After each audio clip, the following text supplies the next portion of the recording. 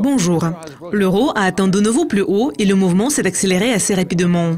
Cela a eu un impact négatif sur ceux qui prévoyaient une hausse du dollar, et nous sommes parmi eux. Cependant, nous pensons que le ratio risque-récompense connaît un lent épuisement et que ce bond pourrait être un piège.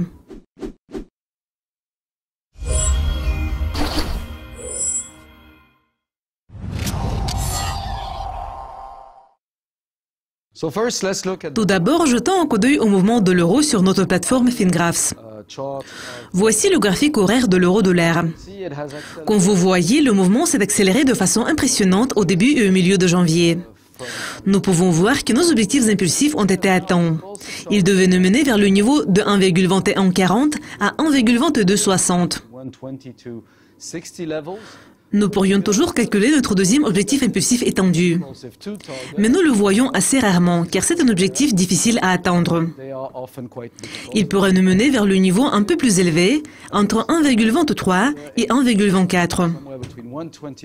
S'il s'agit de notre indice de risque, il a déjà atteint la zone de surachat, ce qui signifie qu'il continue à augmenter. Donc, il pourrait poursuivre ce mouvement pendant un peu plus longtemps. Mais le potentiel commence à s'épuiser lentement et nous pensons que la paire pourrait connaître une consolidation.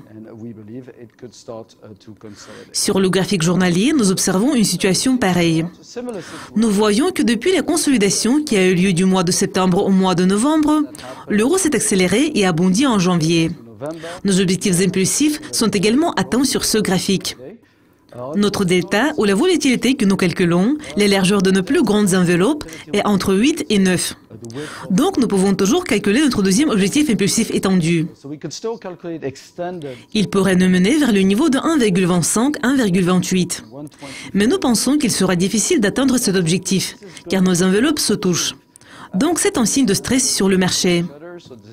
Et notre indice de risque est déjà dans la zone de surachat. S'il s'agit des risques, nous voyons les mêmes chiffres, 8 et 9. Et multipliés par nos facteurs de correction, qui sont entre 0,5 et 0,8, cela pourrait nous mener vers le niveau de près de 1,18, 1,19, et peut-être vers le niveau de 1,15. Mais il est à noter qu'il y aura également beaucoup de supports à la baisse en raison de tout le travail que nous avons fait depuis le mois d'août.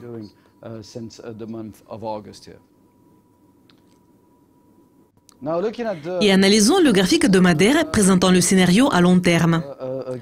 Nous pensons que l'euro-dollar connaît une correction à la hausse et que pour le moment, il ne s'agit que d'une correction à la hausse. Cette correction à la hausse a des objectifs entre 1,17 et 1,2460. Et comme nous nous approchons de la bande supérieure de ces objectifs de correction, il y aura à notre avis une certaine rigidité. Et cela pourrait prendre un certain temps avant que les prix dépassent cette résistance. L'indice de risque est plutôt positif. Il continue à augmenter. Cependant, il n'est pas encore dans la zone de surachat. Il ne va jamais atteindre la zone de surachat si ce mouvement n'est qu'une correction.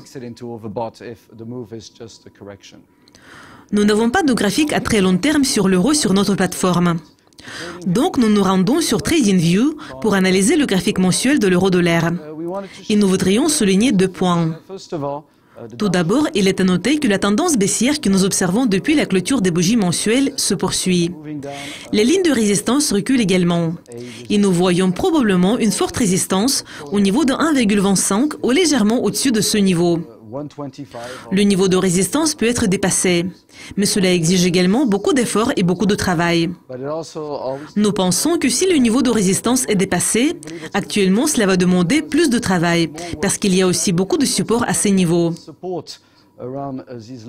Donc vous pouvez voir un support près de 1,25 ou légèrement au-dessus de ce niveau, puis un autre support que nous avons presque atteint, et le troisième niveau de support légèrement au-dessus du deuxième niveau de support. Mais beaucoup de supports ont été déjà dépassés. Et comme nous le savons, le support se transforme en résistance. Et donc, dans ce coin-là, il y aura beaucoup de rigidité dans le contexte de cette hausse. En ce qui concerne une baisse éventuelle, les résistances précédentes étaient près du niveau de 1,15. Donc, si l'indice a enregistré une correction, nous trouverions probablement un fort support près de ces niveaux. Pour résumer, nous pouvons dire que sur le graphique horaire de l'euro, il y a toujours une tendance haussière. Mais nous pensons que l'indice augmente lentement dans la zone de surachat et le potentiel devrait probablement s'épuiser dans un avenir proche. Sur le graphique journalier, nous voyons une situation pareille. L'indice de risque est également dans la zone de surachat.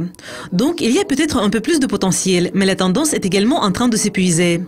Et sur le graphique hebdomadaire, l'indice s'approche des niveaux où, à notre avis, il y aura une certaine résistance. Et passons à une autre paire qui a également enregistré un mouvement très fort ces derniers temps. Il s'agit de la livre sterling dollar américain. Nous observons une situation pareille. Nous avons vu une très forte accélération au début de janvier. L'indice est également en train d'augmenter lentement dans la zone de surachat et nos objectifs impulsifs ont été atteints. Les objectifs impulsifs ont été également atteints sur le graphique journalier et l'indice de risque est également dans la zone de surachat pour le moment. Sur le graphique hebdomadaire, nous voyons toujours une correction et nous entrons lentement dans la zone de cette correction. Donc nous pouvons commencer à enregistrer une certaine résistance. Un autre graphique qui montre de très bons résultats ces derniers temps est celui de l'or.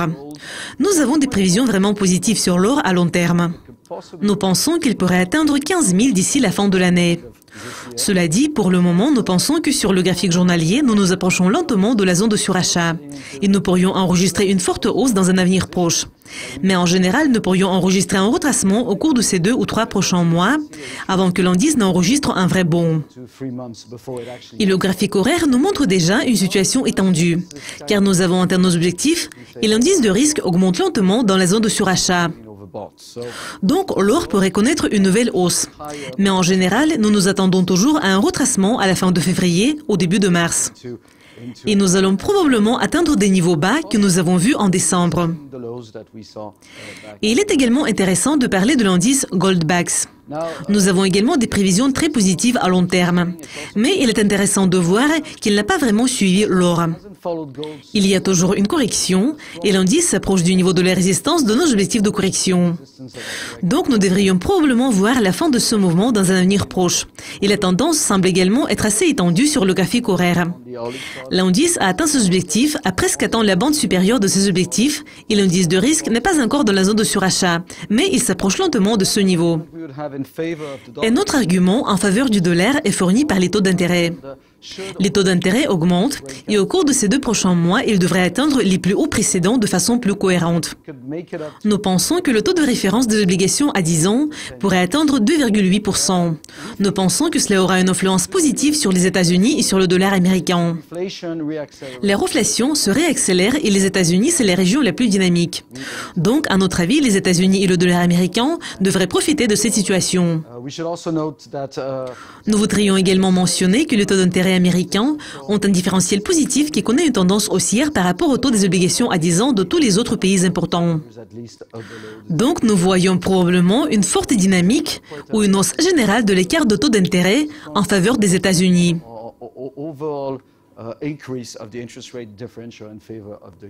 Enfin, parlons d'un argument indirect en faveur du dollar.